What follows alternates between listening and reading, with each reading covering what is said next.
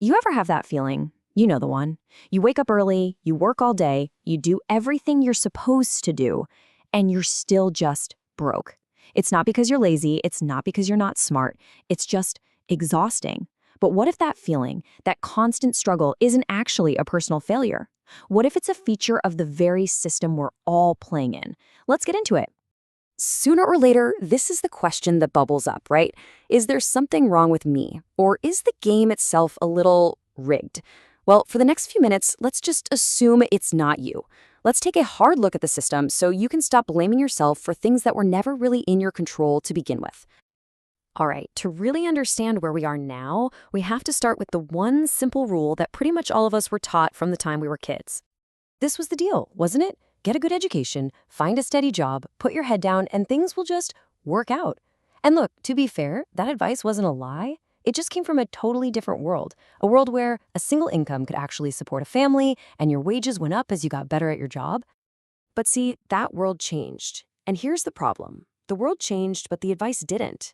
So when that old rule stops working, instead of telling us the rule is broken, the system just tells us that we're not trying hard enough. I mean, this right here shows the problem perfectly. Your wages, your salary, it's stayed pretty flat for decades. But the cost of the big things, a place to live, an education, staying healthy, those costs have just skyrocketed. It's like you're running on a treadmill, and every single year, somebody you can't see is cranking up the speed. You have to run faster and faster just to stay in the exact same place. In that treadmill feeling, it brings us to the most crucial point of this entire explainer. There's been this massive, fundamental shift in how wealth is actually made in our economy. It's a shift away from just pure effort and towards something else entirely. So here's the uncomfortable truth. In today's economy, money doesn't really flow to hard work anymore. Not primarily.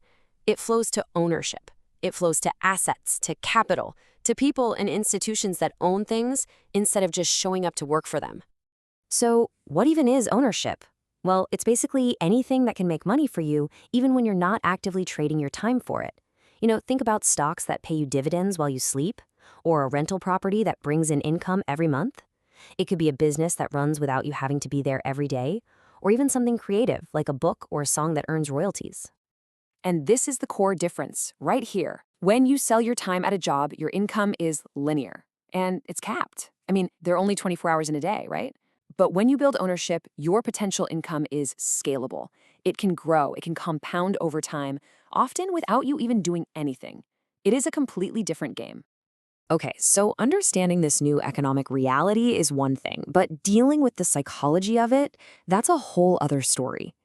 You see, the system has this very clever way of keeping you so busy and so stressed that you never even get a chance to see the bigger picture.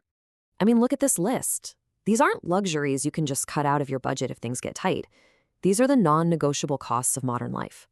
And when these essentials rise way faster than your paycheck, any little bit of breathing room you had in your life, it just disappears. This isn't a you problem. It's not a personal budgeting failure. It's a structural problem. And all that stress, it creates this really dangerous cycle. First, the financial pressure builds up.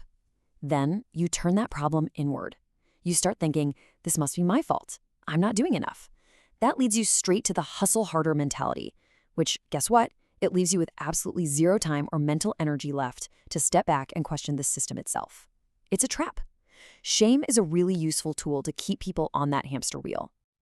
But here's the good news. Once you see the game, you can start to change how you play it.